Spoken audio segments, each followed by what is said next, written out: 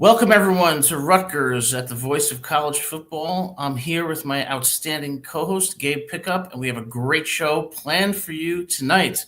We're going to talk about the key players for 2025, and we're going to talk about depth, an issue that affected Rutgers this year due to the injuries, and we're going to talk about the depth going forward for 2025.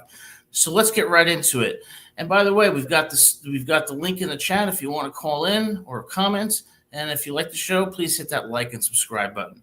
Okay, so Gabe, let's talk about the elephant in the room, Kyle Monangai.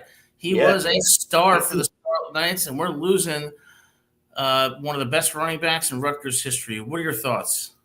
Yeah, he's definitely on that Mount Rushmore, especially for recent running backs. By the way, there's nothing else on TV. No basketball, football season's over, college football season's been over. There's no baseball for a month, and hockey's on All-Star break. So you know what is on? Voice of College Football Rutgers. So you know where to tune in today. And even when stuff is back next week, you can tune in next week. Kyle Monangai being gone is very rough. I believe that he is projected between the third and sixth round because you know how crazy mock drafts are in the NFL, where a guy can be projected in the third round, fall to sixth, or even undrafted. But that's sort of the range they give him. I think as a Mount Rushmore running back of at least since 2000, and being in the top 5, top 10 across the board in rushing stats, that's a huge loss. But our replacements for him are by committee. We have Anton Raymond, we have CJ Campbell, we have Jashawn Benjamin. So we kind of have to replace him with a three-headed horse. And Monangai was sort of carrying the load offensively, especially with Kaliak Manis sort of learning what works and what doesn't in college. But now we should have more of a hybrid offense. So I see those three backs as key replacements coming into this next season.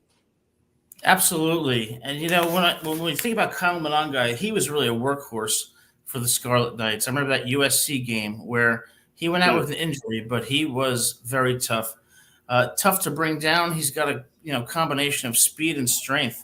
In 2024, 256 carries for 1,279 yards with 13 touchdowns and a 5 yards per carry average.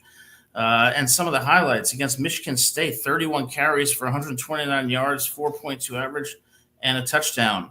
Against Illinois, that Illinois game that we should have won, 28 carries for 122 yards and a 4.4 average.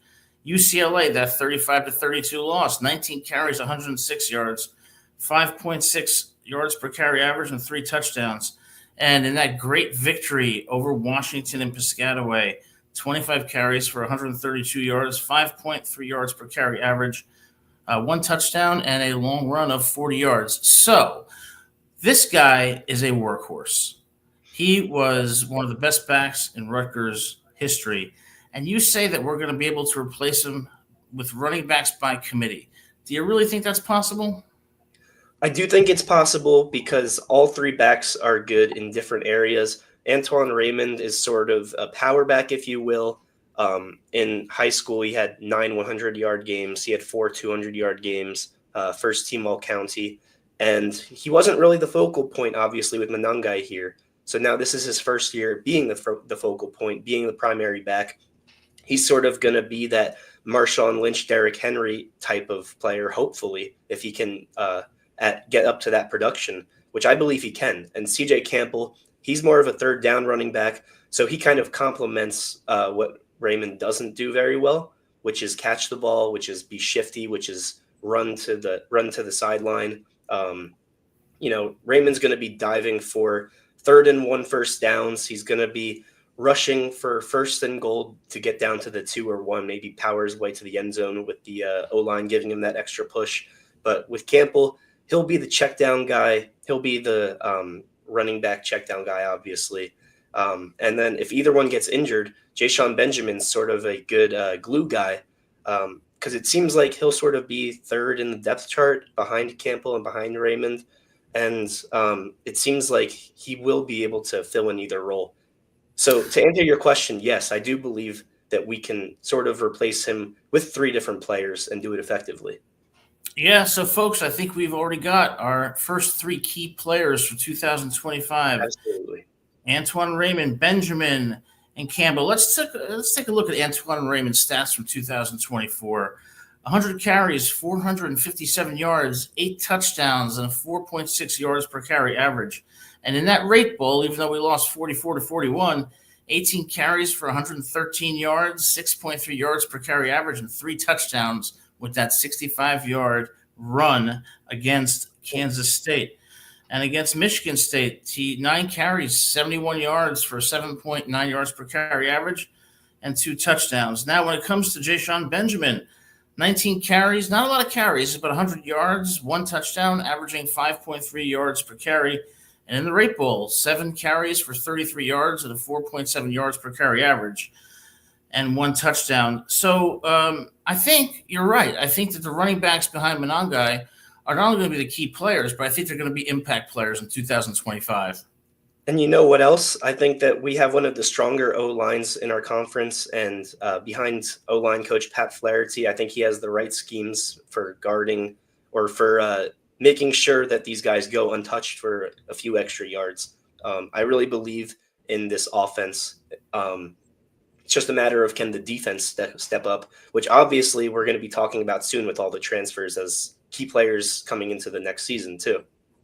Absolutely. No, you make great points. So the running back room, those three running backs, they are key players for Rutgers in 2025, and they're going to be instrumental if Rutgers is going to have a successful year, especially with a schedule that has them playing Oregon, Penn State, and the Buckeyes of Ohio State. Now, Gabe, I want to turn to a different player, and there might be some controversy around this, but I want to talk about Ethan Kaliakmanis, the transfer from Minnesota, started for Rutgers this year. What's your take on Ethan? Well, I think that he will be an effective player for this next season. I know you're a little iffy on will his production be there, but I think he has the weapons for sure. He's going to have all day to throw the ball, and if the pressure, if the pocket collapses, he's going to be able to escape, in my opinion, because he has the running ability. And it's just a matter of holding onto the ball too long. Will he be able to make the throw out of bounds or the check down pass that he kind of avoided this past season? So if he can fix those problems, I believe that he'll have a very consistent season with very few mistakes. And obviously that's going to be drilled into his head all off season is these are the things you can fix. And that's going to be what he works on in scrimmages and practice in the preseason. And I really believe that he'll come in more well-rounded and definitely smarter. He's got the fundamentals. He's got the intangibles.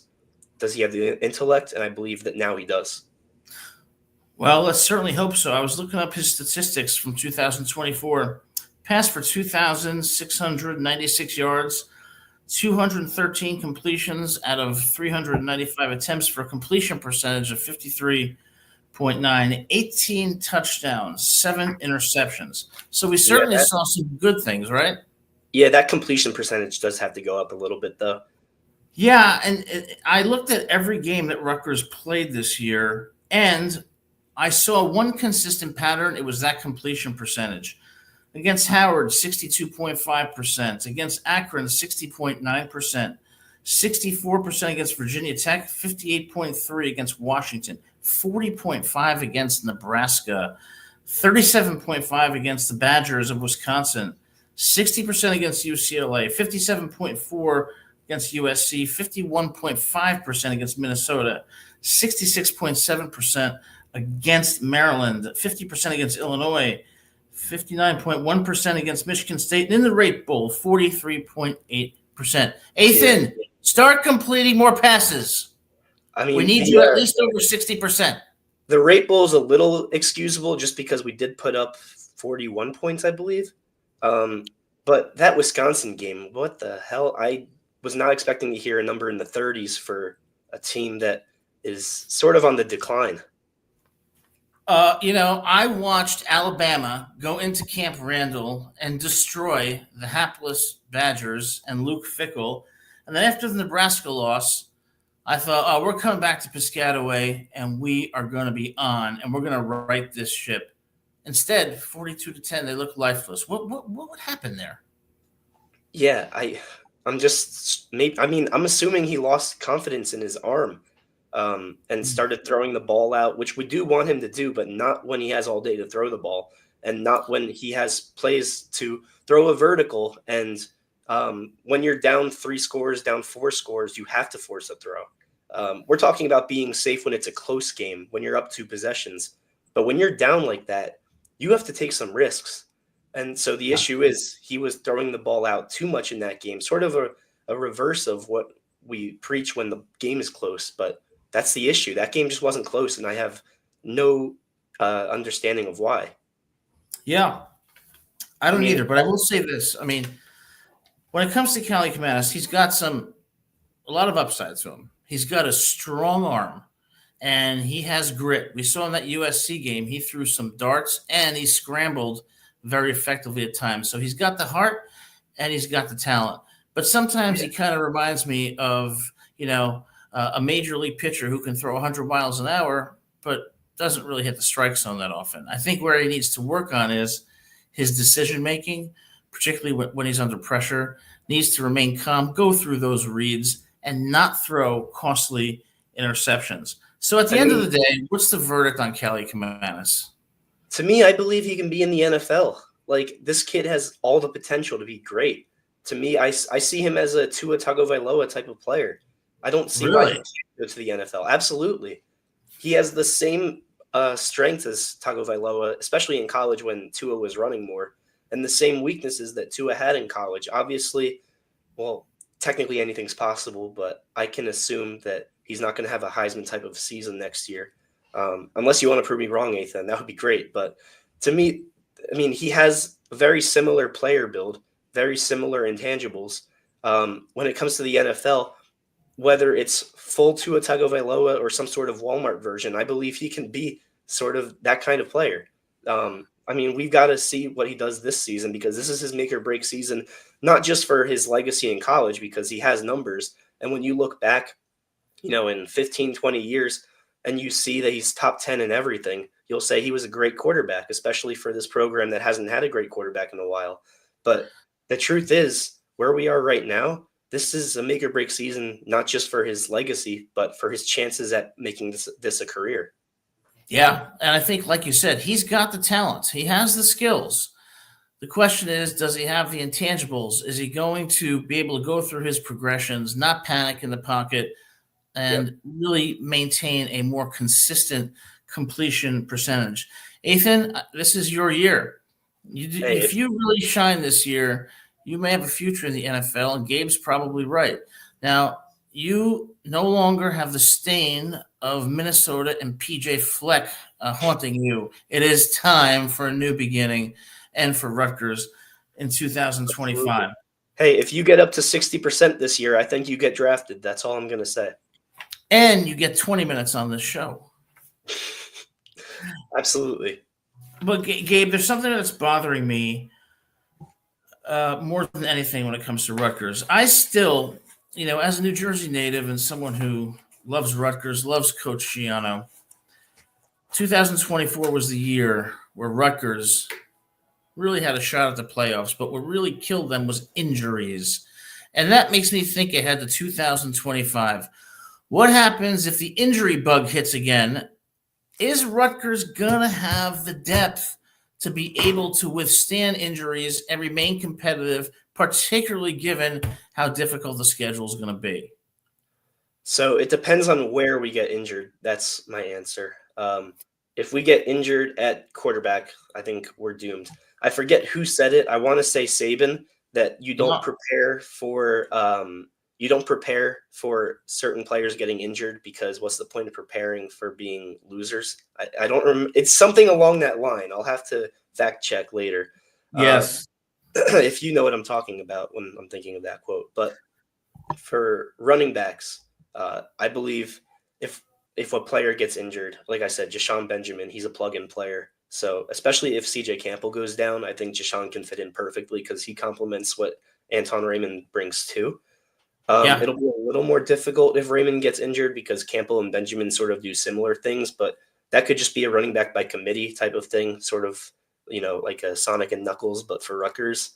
Now, if we get injured in the D line, we have 4 new D linemen here. We have Eric O'Neill from James Madison, Bradley Weaver from Ohio, Doug Blue Eli, South Florida, and Daryl Denegohi. You'll have to correct me, Daryl, if you want to come on the show because I'm probably getting that wrong. Also from James Madison.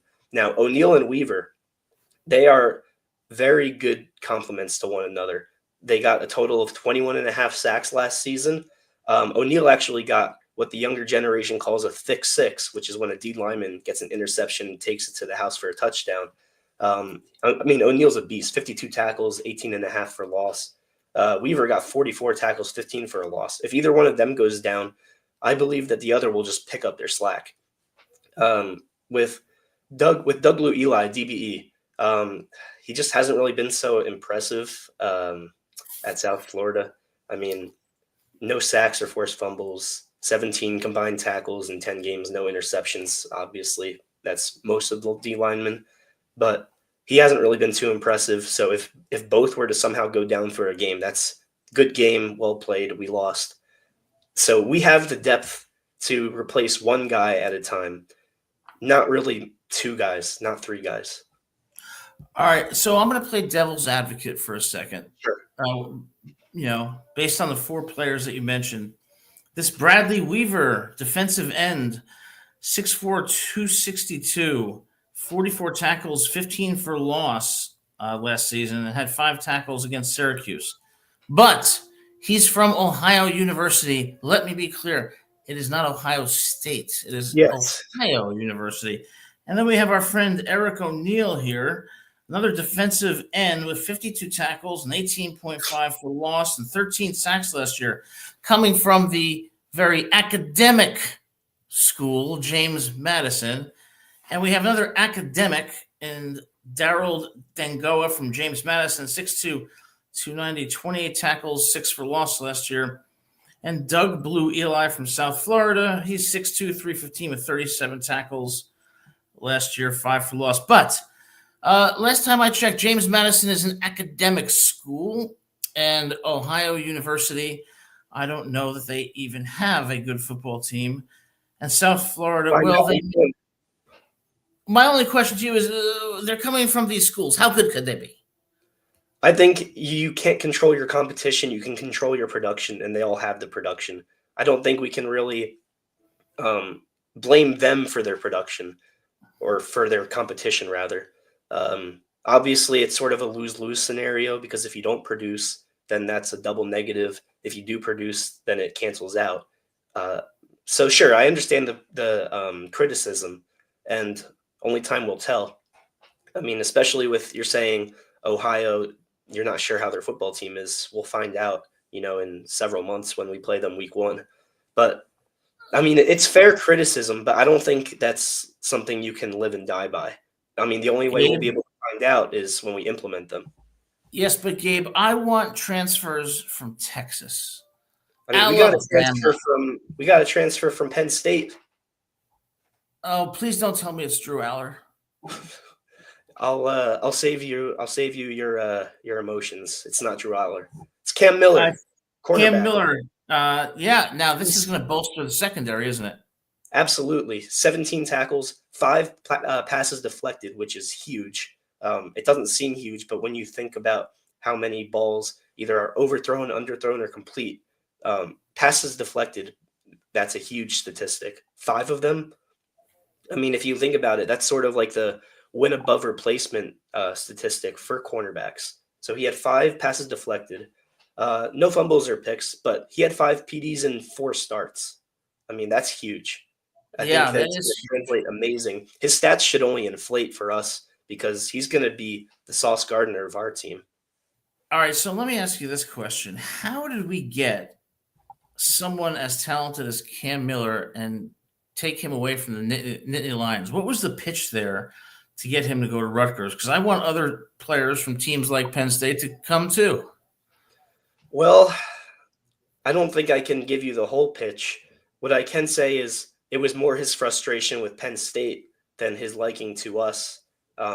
Obviously, it's a mutual agreement for him to come here, but it started with him entering the portal. I mean, that was the first step in the process. He had to be upset probably with how things ended last year, maybe upset at his quarterback's boneheaded decision, but I mean, maybe he wanted to separate himself from the system and make a name for himself. That was probably the pitch was you can be the Revis Island, you can be the Quinion Mitchell of this team, you can be the Sauce Gardner, like you can be that guy, and we can elevate you from a system player to a draft pick. And I really Wow. think, I mean, the thing is like, Ethan, you can be drafted. Cam Miller, you can be drafted. I mean, like we have guys that can be drafted. Manon guy is about to be drafted, probably. We have Yeah. we're able. That's the pitch. Is we're able to elevate you post college career. Yeah.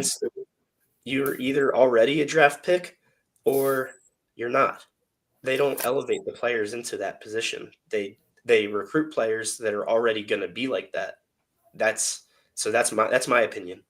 Yeah, no, I think you make great points. And I think that Rutgers has to have that pitch where it's like you're going to be part of a program that's building a foundation that will one day be the first Rutgers team to win a national title. And you're going to get a great education and you're going to develop and you're going to have a career in the NFL.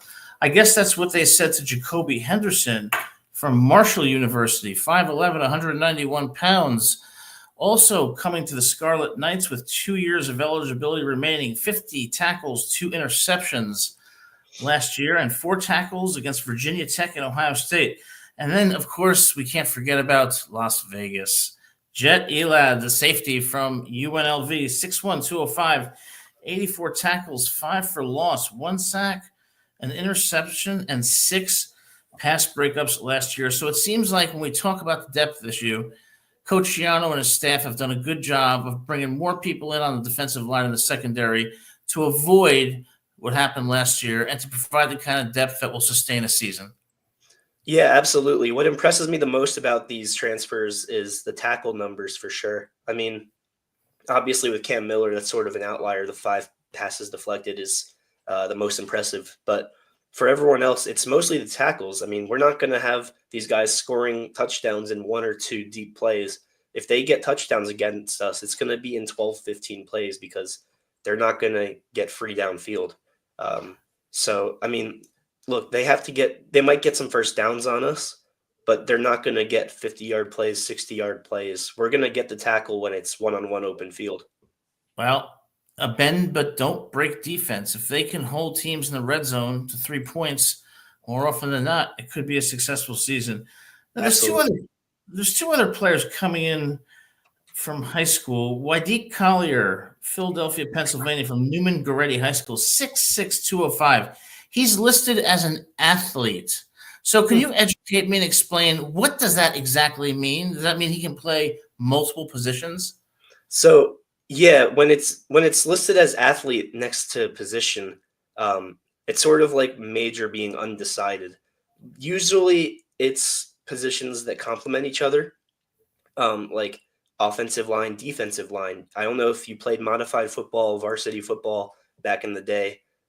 Back in 2010 when you were in high school or 2015. But I mean, we usually had to play 2 positions. My 2 positions were right guard and left end.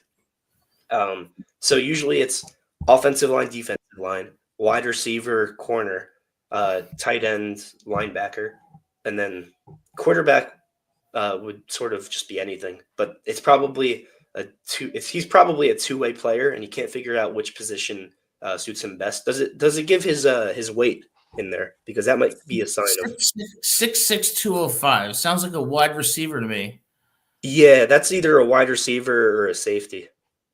Okay. Well, speaking of high school, I remember I played for Bergen Catholic High School back in 1989 as a freshman. I was a cornerback who could not possibly cover the option for whatever reason, but I do remember those days. People played both ways, and Bergen Catholic, along with Don Bosco, a very successful program. We've also got Chris Hewitt Jr. from Calvert Hall College High School, 6'0", 195, another athlete. So there's a lot of positives here when we think about depth and when we think about the key players. That running back room is going to be strong.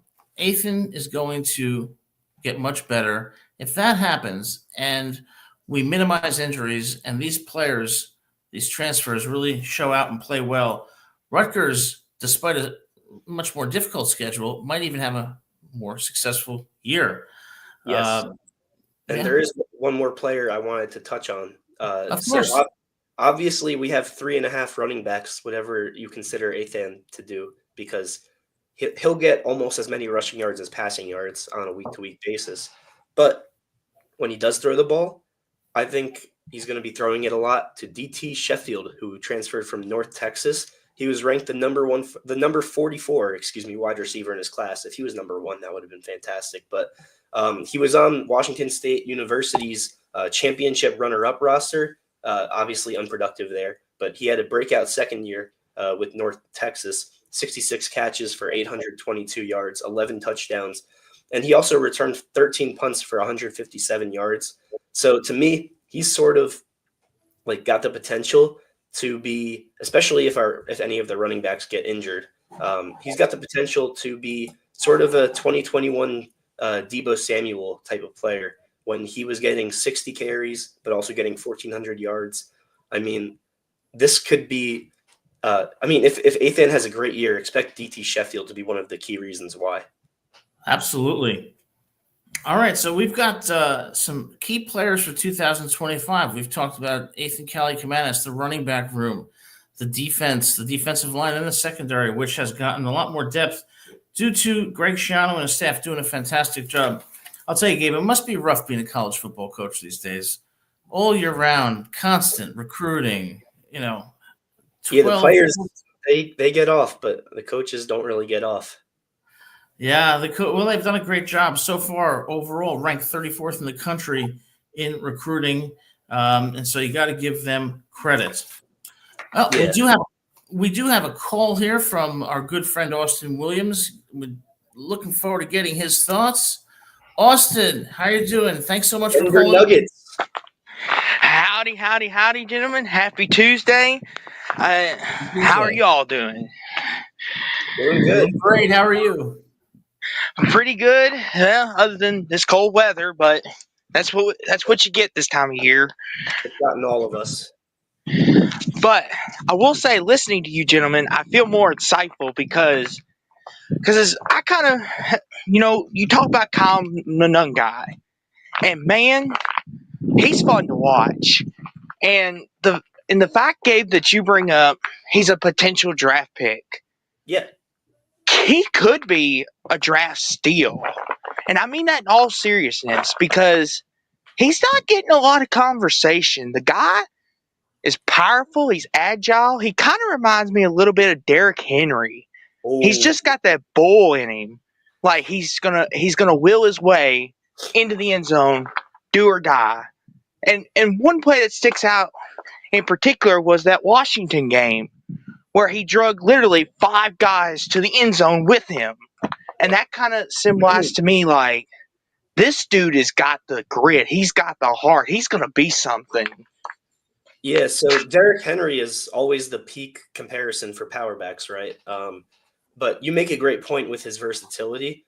The name that came to mind for me as sort of a late round draft pick, potential steal, is I kind of give him a Sony Michel type of comparison where he's sort of like, he doesn't look like he can physically dominate, but obviously he can because we've seen some examples such as the one you mentioned with a Washington State game.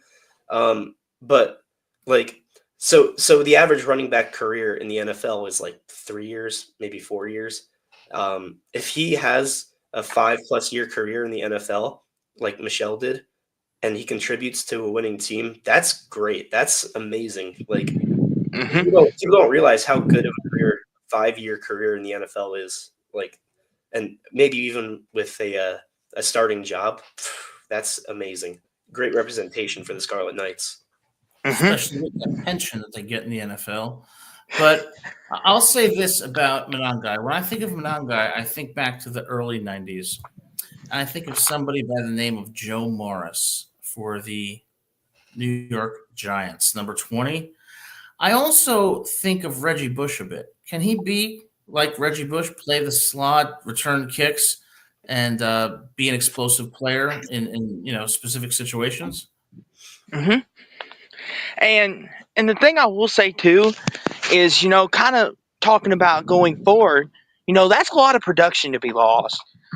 And with Rutgers having three different choices at running back, I kind of like that because it makes your offense unpredictable. Yeah. Meaning, with Monungai, on 4th and 1, 90% of the time, he's going to get the football.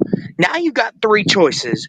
We've got a running back who can catch. We've got a back that's lightning quick, and we've got a back that's powerful. You've got so many options. The playbook is just going to open up big time.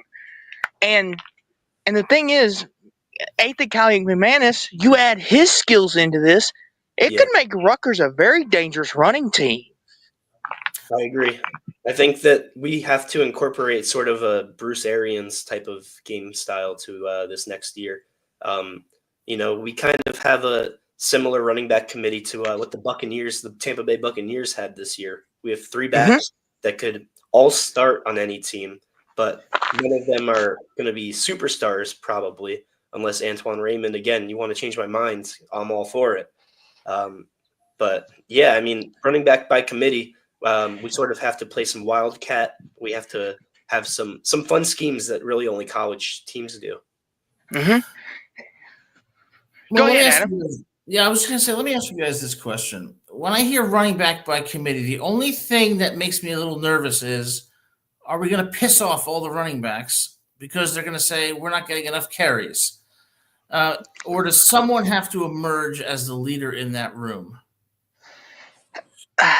My thing is with that is, if you build a good enough team, look at some of the Alabama teams. They're a prime example of this, where there was years where they had 3 or 4 running backs that could start anywhere in college football, but they all sacrificed for the greater good. And I feel like if Schiano instills that in this running back room, hey, you all are special in your own way. You all are going to be superstars. But in order to help this team succeed, we all have to sacrifice. We have to sacrifice if we want to get Rutgers where we're going. Yeah. So I think that's a good enough pitch to get them through the season. But going into next year, and beyond, I'm not sure if that's a good pitch for the next guys, that have multiple years of eligibility left. Because like you said, Adam, that might piss them off. And it's different with the NFL and with Alabama because their careers are almost destined and promised, respectively. But with us, obviously, each player is sort of like every year is make or break. So it's kind of tougher to instill that belief into them. Yeah, and I think that, ultimately, Raymond, to me, especially after the Rape Bowl, looked like he was going to be leading the pack. But Benjamin, I mean, look, all three running backs are very talented, and they do present a diversity of options for Rutgers that, like you said, could make them a very dangerous team. But here's the thing. I'm almost 50 years old, Gabe, and this is what reason I'm saying this. In my lifetime, I want to see Rutgers finally break through and finally reach the pinnacle by at least making the college football playoff. Is it anywhere in sight? Yeah, it's in sight. Thank God. The window is 2 or 3 years and then a rebuild. I mean, that's how it goes with college football. You go all in for building a squad full of seniors that are better and bigger than everyone else. But then once they all leave, then it's back to square one. That's just the cycle of it. So there's a window, but it's 2 years and 3 years max, but I think 2 years. I think it's next year and the year after, especially the year after, 2026. We have to go crazy recruiting this next season. And I want to say, I don't want this to get lost in translation, but running the football still wins football games. I know we're in an era where it's pass happy. We got to pass the ball, got to get 400 yards, got to get 5 touchdowns. There is still a world where you can run the football and be successful. And you mentioned it, Gabe. Look at the Tampa Bay Buccaneers. This is the NFL, but they ran the ball really well the year they won the Super Bowl with Tom Brady, you know. And it's kind of like people forget you could still run the football and win. Look at the 49ers. They run the look at the football Eagles. really well. Look at the now reigning champions, the Eagles. I mean, Jalen obviously had a great Super Bowl game, but that was very running back heavy, very run heavy in general. And I just don't want that to get lost on people. Like, listen, people think, oh, Rutgers is going to struggle because they have no weapons at receiver and tight end. That's not the case. Yeah. Like they can run the ball, and they've got running backs that could get the job done. Let's not get that twisted. They could still win running the football. To me, the odd man out, and Adam, I'll obviously let you talk right after. I just wanted to get back to a point that you made. I think to me, the odd man out is either going to be Benjamin or CJ, because obviously we just got CJ, but Benjamin had 2 great games last year. He had 11 for 66 against Minnesota, and he had a rushing and receiving touchdown against Kansas State. So he's had flashes of brilliance, but obviously with the addition of CJ, he is now 3rd in the depth chart, but maybe CJ gets pushed to 3rd if Benjamin has those games where he's subbed in and shows flashes of brilliance, or he outworks him in practice. To me, Raymond's job is secure. And like I said, with DT Sheffield, he can run the ball too, in wide receiver runs. So it's either Benjamin or CJ. They're going to be the odd man out. Yeah, I think you guys both make some great points. And Austin, you're 100% right that running the ball still wins football games. Let's look at 2023 Michigan. They are a perfect example of that. An old school football team where people played for the team and they ran the ball down people's throats with that outstanding offensive line. But let me ask you guys, when you're thinking about kind of your prototypical running back in college football, what are you looking for? Are you looking for speed? Are you looking for power? I know everyone would say we're looking for a combination of the two, but if you had to prioritize, what's the kind of running back in Division I college football today that you think is going to really improve a team? For me personally, I'm a guy who wants power, and I want a running back who could catch out the backfield. Power and catching. Yes. Yeah. That's what I want. So if you're going to be able to catch out of the backfield, then that's sort of going to be more of an elusive 3rd down threat, which sort of contradicts the power, because I mean obviously there's running backs that can do both, but for college specifically, I believe that you need an elusive, speedy 3rd down running back, especially with all the different wildcat formations and plays that you'll only see in college, the wide running. Most of the times when a player breaks into the backfield as a running back, it's because they outran the defense, not because they powered through them. I mean, there's in college ball, obviously there's weaker defenses than in the pros, but they're all super fast. And if they're fast, they can catch up to a power running back, and they can, all it takes is a guy, 2 guys to bring him down. Go for the feet, and he's down 8 out of 10 times, 9 out of 10 times. So, I mean, to me, when they're in the backfield, they're not stopping at the 1. They're going to go all the way, and it's because of this being able to outrun the defense.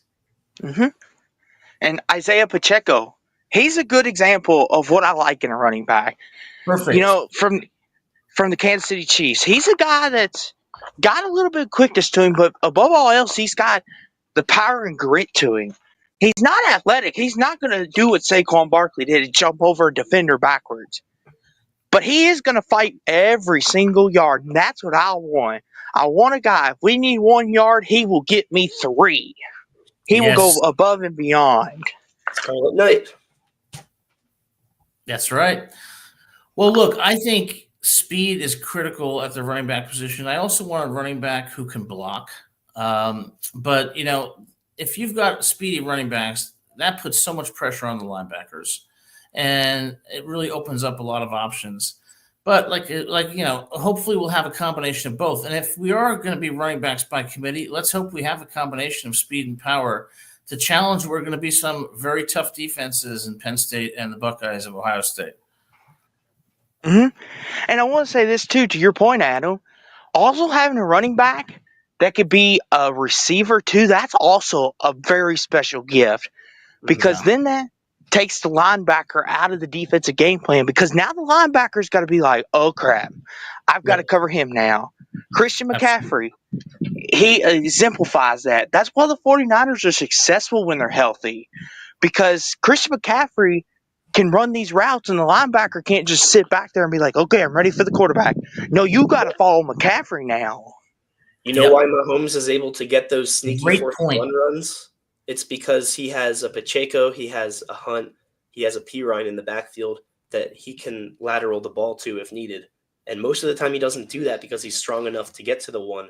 But it's the threat of having the guy beside you, running back beside you, the threat, the receiving threat that is able to make you as a quarterback. And hopefully, Ethan, you can incorporate this in 4th and 1. That's what makes you able to dive forward without needing a tush push, because that's sort of an NFL play. That's not really going to get you much success in college.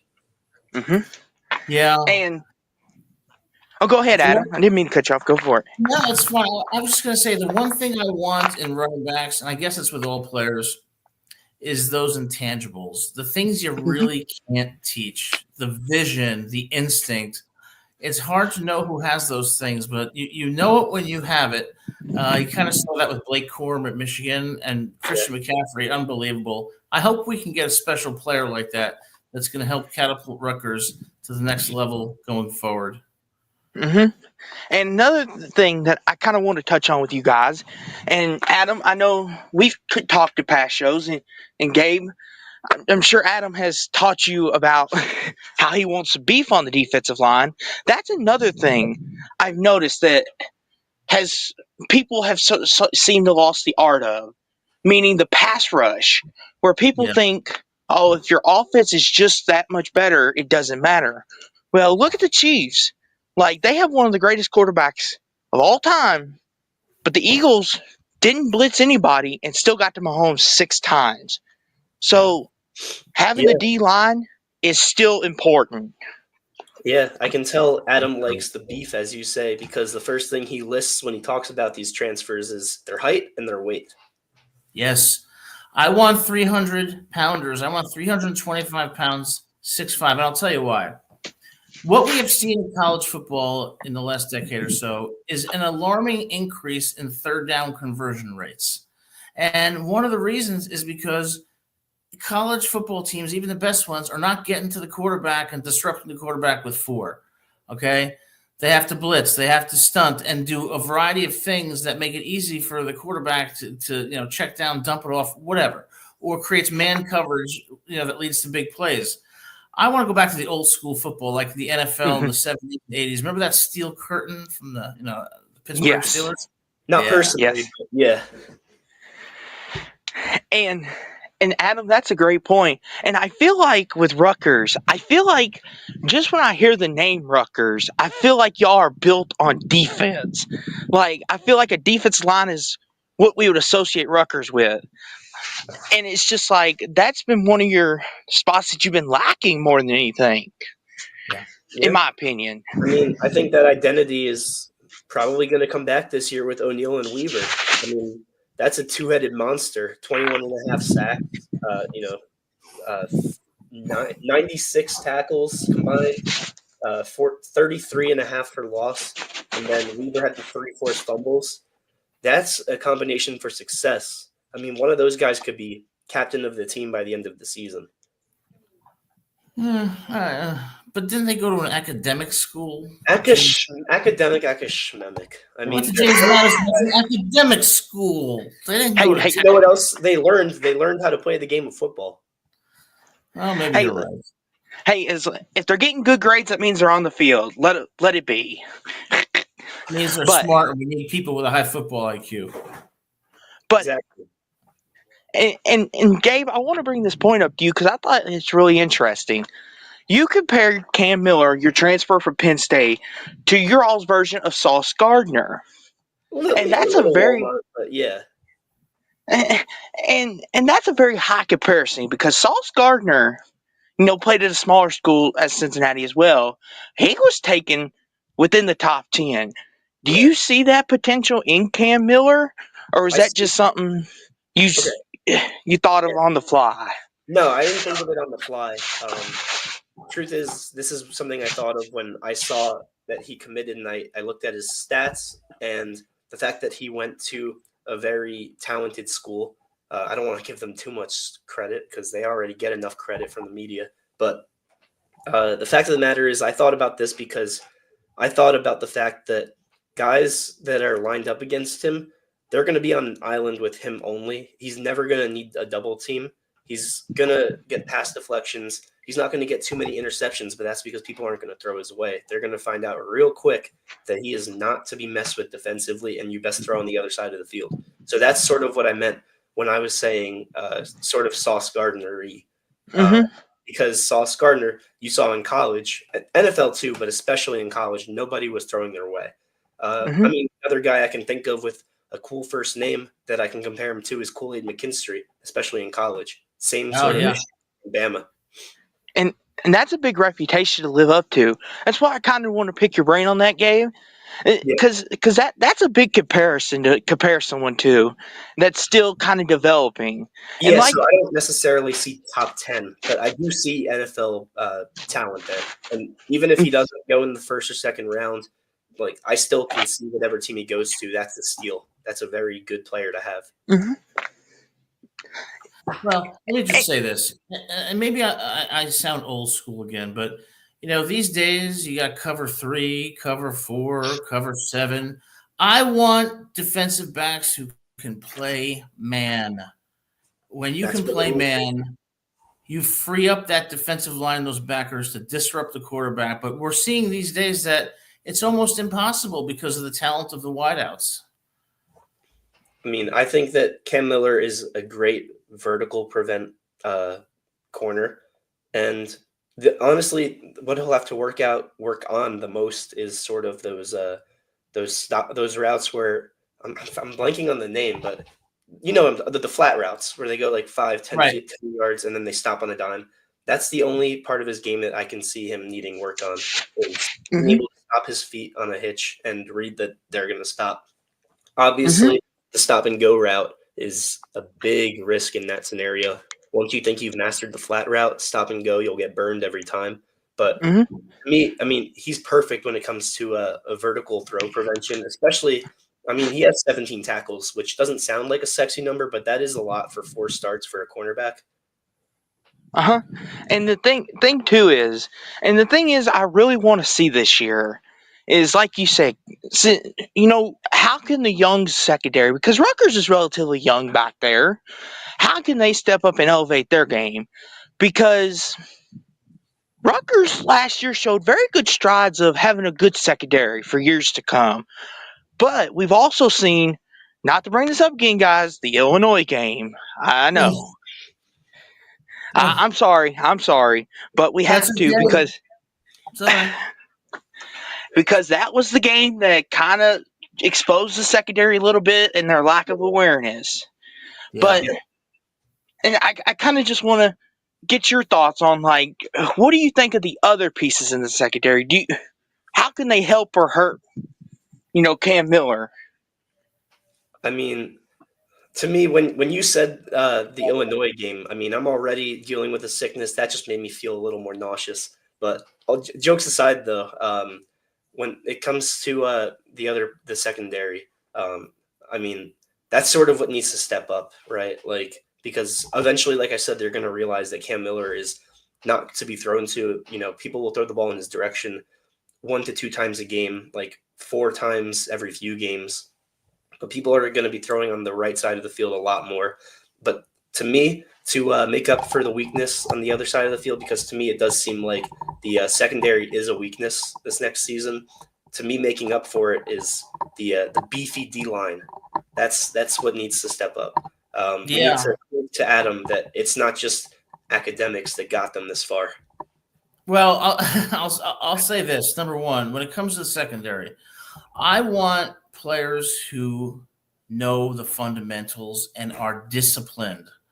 and who know the defense and don't make mental errors. I also want defensive backs who are going to, who are going to, hit those receivers right at the line of scrimmage. Don't let them get off so quickly. But at the end of the day, it comes down to the defensive line. We saw that in the Super Bowl. Patrick Mahomes is a fantastic quarterback, but he couldn't do anything because he was under duress the whole game. It all begins and ends with a defensive line that can disrupt the quarterback very quickly. Because if you don't, then even the best secondary will ultimately break down if you don't get the kind of pressure you need to disrupt the quarterback. So do you think more blitzes? I mean, I think we need a very aggressive defensive line in a one-gap scheme that can get after the quarterback without having to blitz like the Eagles did. Because if you do that, you can drop more men in coverage, and you're also requiring the secondary to cover for a lesser amount of time. Mm-hmm. And I feel like the Saints, they're another good example of that, Adam, of not having to send blitzers like that. Them and the Eagles are kind of the blueprint of if you want to build that kind of defense, which, like you said, Adam, you don't want to have to sacrifice your safety and corners, meaning sending them on blitzes and saying, okay, we're going to take a shot in the dark. Let's not get burned. Because more than likely, when you play the better quarterbacks and they see, okay, I see you're going to blitz that corner. You're acting like you're not, but I see it coming. Guess what? I've got something. I've got a nice little wheel route waiting on you, or I've got a stop and go. I've got something that's gonna burn you bad, and you're gonna learn not to do that. I mean, Austin, you're exactly right. You're exactly right, because if you don't get to the quarterback and you are forced to blitz, a quarterback with a high football IQ is going to burn you more often than not. I mean, realistically, every single defensive play has an offensive counterpart that works against it, and vice versa. It's really just a game of chess on the field, and being able to predict based on the frequency of plays called the week before or all season long. So, I mean, no matter what we do, there's going to be a counterpart. We just have to be smart in when to call certain plays. And obviously, this past season against the aforementioned team that made me puke a little in my mouth, obviously our chess playing was not very good. I mean, we have two new defensive coordinators, and I think they're going to do a fantastic job. I really hope that I'm right about that. Why are they blitzing on 4th and 13 with 2 seconds left? Reminds me of when Henry Ruggs caught that pass for the Raiders against the Jets. That's why I tried to divert that a little bit. Here's the thing. I'll try to play devil's advocate on that. See if I can maybe make some sense. The only way I understand them blitzing there is they're worried about the slant being given up. But like we've mentioned this before, you'd much rather give up that a 15-yard slant than a 30-plus yard touchdown bomb. Yeah. I mean, the only thing I can think of is they were hoping to leave some time on the clock if they do give up a score. But if you're that low, if you're that unconfident in your team's defense, that says a lot about your play calling. So I'm glad that he's gone, the defensive coordinator. That is, we got some players from JMU that are a lot better than he is a coordinator. Well, you know what I think they were trying to do? I think they were worried that they were going to complete a 10, 12-yard pass and kick a field goal. And that's what I think was their biggest concern. Yeah. But the thing is with college field goal kickers, I mean, I saw this actually, it's funny. In the NCAA football game, it's a lot tougher to kick field goals. And people say, oh, that's unrealistic. It's very realistic. You know why? Because most college kickers suck. And giving up any sort of field goal chance is a lot better than just giving up a 50-yard bomb. Makes me think of Bobby Bowden, wide right, Florida State. Yep. There's a high chance, no matter what the yardage is, it can miss. I mean, and more Blair Walsh's than Justin Tucker's. Oh, poor Blair. And this may not be the hottest topic, but since you guys are bringing this up, how are we feeling about Rutgers special teams, guys? Enlighten me. How are we feeling? So, I actually think that the DT can really help the return games at least. I can't really speak on our kicking and punting, but our returns should be a little more dynamic this season. 13 for 157 for punts. That's like 12 yards returning a punt. And he didn't have any touchdowns, so there were no outliers that went for like 70 yards or 80 yards. I believe his long was like 40. So he was consistently getting 10 to 15-yard returns. So if that's something that's guaranteed, I know he went to North Texas, but if that's something that's guaranteed that we get 10 yards back every punt, I'll take it. Well, I think when it comes to special teams, the reason I said I don't think about it is because I've never been too impressed with their special teams, and here's why. The special teams for Rutgers, we talk about depth, are probably comprised of mostly second and third stringers who aren't going to intimidate anyone. And against teams like Oregon, Ohio State, and Penn State, the best we can hope for on special teams is that they don't make any mistakes. I don't see the special teams being that much of a factor. But, hey, I could be surprised from our folks from academically minded James Madison and our folks from, did you say North Texas? North Texas was where DT Sheffield is coming in from, yeah. Maybe that'll make a difference. Hey, I'm the eternal optimist, so let's hope, right? Mm-hmm. And I know special teams isn't like really the sexiest topic to cover because it's the special teams. It's important. But it isn't. But it's important. It is. But that's the thing, too.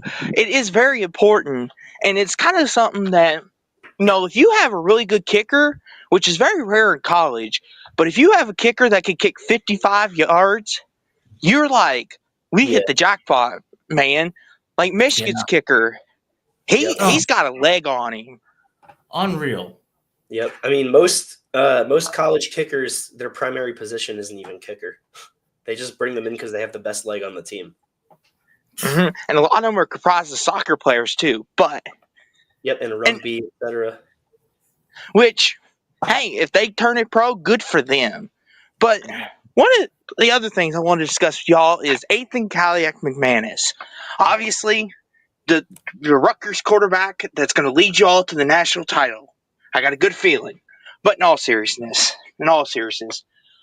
you talk about his up and downness, Adam, where he had a really good game and then he comes back down to earth.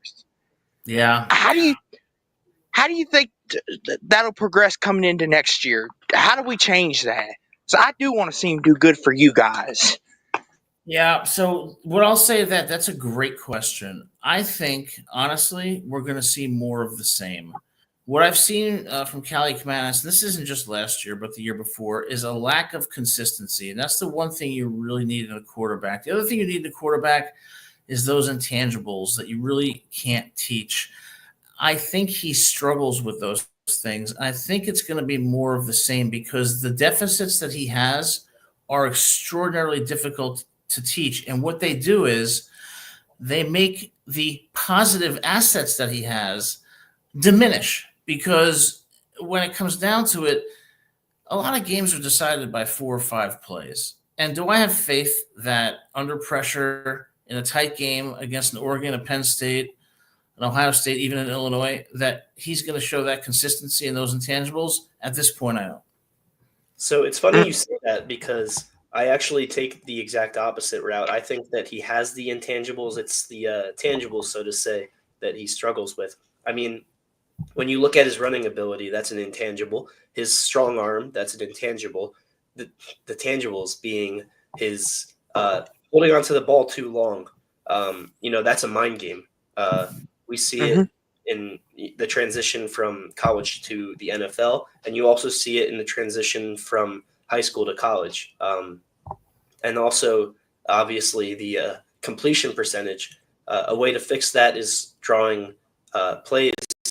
Obviously, that goes on Shiano and the offensive coordinators for check down routes, for hitting CJ or Benjamin or Raymond occasionally. So to me, he has the intangibles to be great. I mean, it really just comes down to, Ethan, like, do you want to prove Adam wrong? I mean, Adam, is this like fuel to the fire? Now, Ethan, if you come on the show, please don't insult me. I'm still in your camp, of course. I want to see you do well. I really like you. But I'm going to give you guys one example. I'll tell you what I mean. Notre Dame, Penn State. There's about 38 seconds left. Drew Aller throws the ball into the middle of the field. Oh boy. That suggests to me, that one play suggests to me that something is not right with Aller to make that kind of catastrophic mistake. I'm having And deja vu here. Well, I've seen Callie Kamanis make similar interceptions. I mean, how do you teach Drew Aller?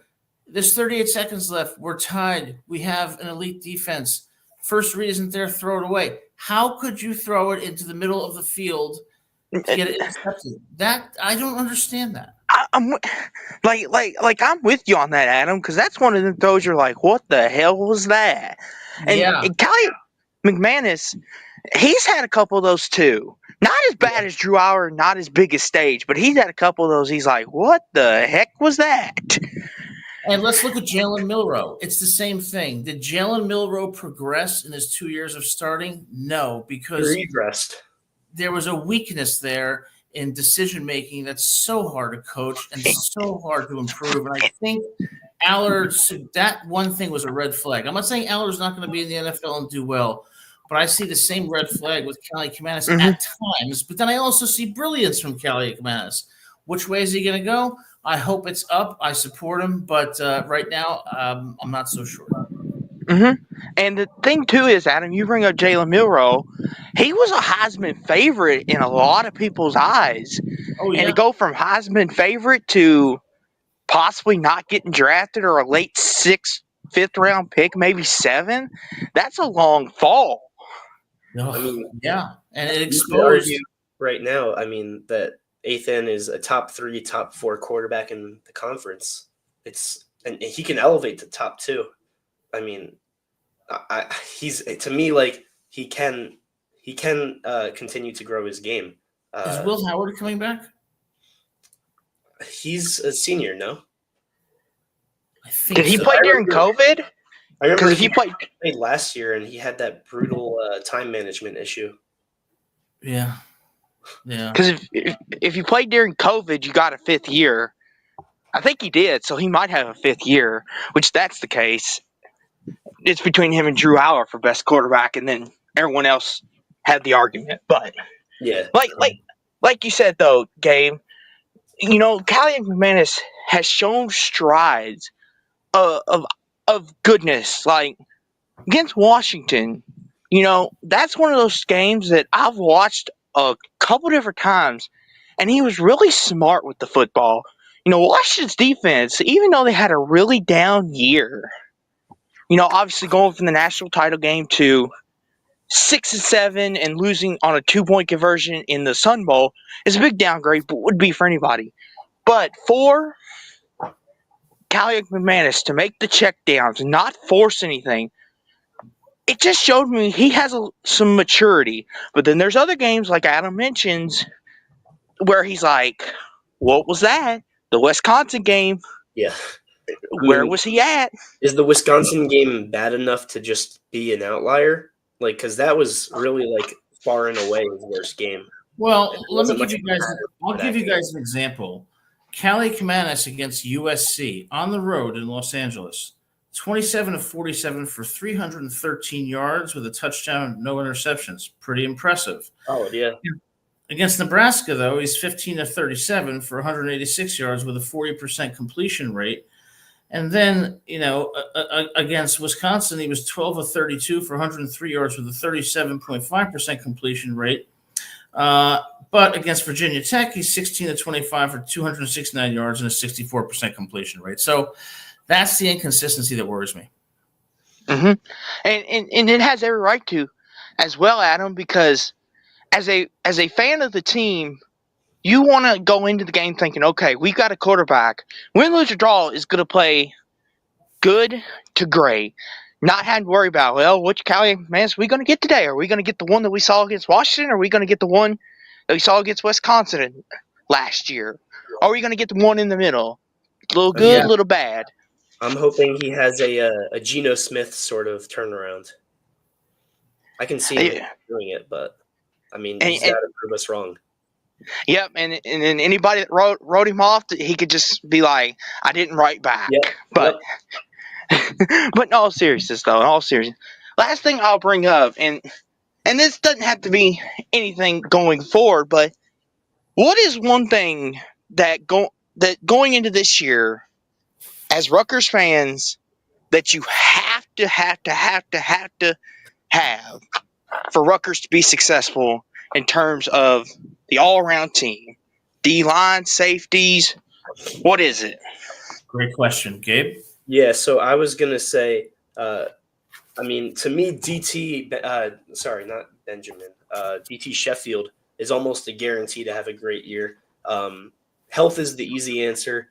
If we have more than one guy at a position out at a time, then said week is over. We move on. Especially to these great teams like Ohio State and Penn State. They're very unforgiving with depth issues. But to me, the answer is, can these transfers on the defensive line, can the transfers games transfer basically to Rutgers play? Because they're gonna. To me, the secondary is a little weak outside of Cam Miller, and I don't think that any sort of play calling will change that. So how do you fix that? It's what Adam said earlier: pressure. So the front seven really need to apply pressure. Whenever we do blitz, we can't leave any gaps open in the middle of the field. We can't give these quarterbacks time to throw the ball opposite of Cam Miller to whoever is running vertical against our poor defensive back and going for the 50-yard bomb. So to me, the number one thing we need outside of health is a good front seven, good front four, however you want to say it. I agree 100% with Gabe. We have to pressure the quarterback because the secondary is going to be left hanging out to dry. You cannot cover a Jeremiah Smith for more than a few seconds and other receivers. It's going to be, can they disrupt the quarterback and get that pressure? If they can't, we're looking at a 6-6 type year. If they can, it's possible it could be 8-4, possibly even higher. We're going to see. Time will tell. What you said, Austin, last week that I said about 9-3, you said you could see me like bleeding Scarlet Knight. Just a little bit. But it's okay. We all do it. Gabe. Like I would do it too. Right there. But I will say this though. One thing is the defensive line for me is something I want to see Rutgers get right, because I'm tired of watching Rutgers games and in these crucial third down situations, the quarterback's got all day to sit back there and call his girlfriend and order a pizza. Like, come on. You're absolutely right. Like, what the heck? Come on, Coach Schiano. Much respect and love from an unbiased point of view, but come on, Coach Schiano. Get the beef. Adam wants the beef, dang it. I want the beef. I'm sick and tired of asking, where's the beef? That was an old commercial. I don't want to keep being reminded of it. That would be a good first merchandise drop. I want the beef. I want the beef. But thank you all once again for an awesome show, guys. I appreciate you letting me come on and talking Rutgers with you. And hopefully this channel continues to grow and Rutgers wins you all a national title. You guys deserve it. Thanks so much for calling. We can talk to you. All right, guys. That's Austin calling in. Always great to talk to Austin. Always has very insightful comments and enjoyed the discussion. So, Gabe, any final thoughts on this episode of Rutgers at the Voice of College Football? Well, actually, after going through all of the transfers and key additions, the few subtractions, I was stuck between subtractions and subscriptions. The few subtractions, I'm actually a little more confident about this team than I was last week, which is surprising given the 9-3 prediction. I don't see them winning any more games this week than I did last week, but to me, it sort of makes my prediction last week feel a little more validated. I'm confident in this team, and I think this is a DT Sheffield, or should I say DT Debo Samuel Sheffield type of year. Ethan, you got to capitalize on your new addition, and you got to make sure your running backs Well, I guess that's more on Shiano. You got to make sure your running backs play to their strengths. So the offense, it's there. The defense, will it be there? That's the key.